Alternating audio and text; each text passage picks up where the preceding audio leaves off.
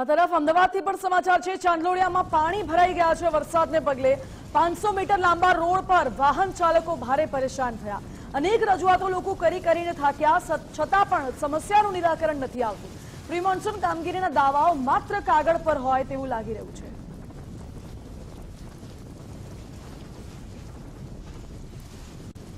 આ દાડાથી અમે હેરાન થઈ ગયા છે। કોઈ તંત્ર જાગતું નહીં। આ છેલ્લા 5 વર્ષથી આ પ્રોબ્લેમ છે। તરત જ પાણી ભરાઈ જાય છે। એનો કોઈ રસ્તો તો કાઢવો જોઈએ કે નહીં કાઢવો જોઈએ તંત્રને। અમારે એ બેહી રહે છે। અમારે કરવાનું શું? નોકરીઓ જવાનું હોય, ઘરમાં ખાવાનું લાવવાનું હોય, કંઈથી લાવીએ બોલો? 2 દાડાથી શાકભાજી નહીં, 2 દાડાથી શાકભાજી વગર ખાઈએ છીએ અમે। દર ફર છેલ્લા 5-7 વર્ષથી હું અહીંયા જ છું। 5-7 વર્ષથી અહીંયા આ જ વસ્તુ પ્રોબ્લેમ છે જ। કોઈ દિવસ કહીએ તમે પાણી નિકાલ જ નથી હોવાનો। જો અમદાવાદ શહેરમાં સવારથી જ વરસાદી માહોલ હતો, ત્યારે 10 વાગ્યા બાદ શહેરના અલગ અલગ વિસ્તારોમાં ધોધમાર વરસાદ વરસવાનો શરૂ થયો અને જેના પગલે અમદાવાદ શહેરનો આ ચાંદલોડિયા વોર્ડની અંદર આવતો આ વિસ્તાર છે કે જ્યાં આપ જુઓ કે જે પ્રકારની પરિસ્થિતિ છે જે અહીંયા સર્જાઈ છે।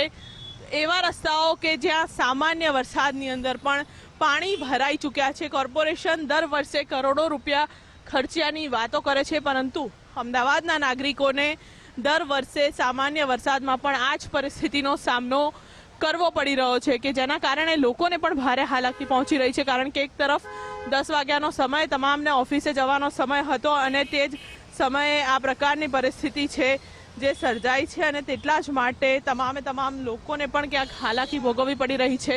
તમામ વાહન ચાલકો હોય કે પછી તેની સાથે જ તમામ લોકો એવા કે જેમને નોકરિયાત વર્ગને નોકરી ધંધાએ જવું હોય તે તમામ પણ હાલાકી ભોગવી રહ્યા છે। ત્યારે બીજી બાજુ જો વાત કરીએ તો વરસાદને લઈને પાણી ભરાવાના કારણે ટ્રાફિક જામની પણ સમસ્યાઓ છે તે પણ શહેરમાં અનેક જગ્યાઓ ઉપર થતી હોય છે, પરંતુ આ અમદાવાદના ચાંદલોડિયા વોર્ડની અંદર આવતો આ વિસ્તાર છે કે જ્યાં આ સામાન્ય વરસાદની અંદર પણ પાણી છે જે ભરાયા છે અને નાગરિકોને ભારે હાલાકીનો સામનો કરવો પડી રહ્યો છે। આપ જુઓ કે રસ્તાની ત્રણેય તરફ છે જે પાણી જ ભરેલા છે।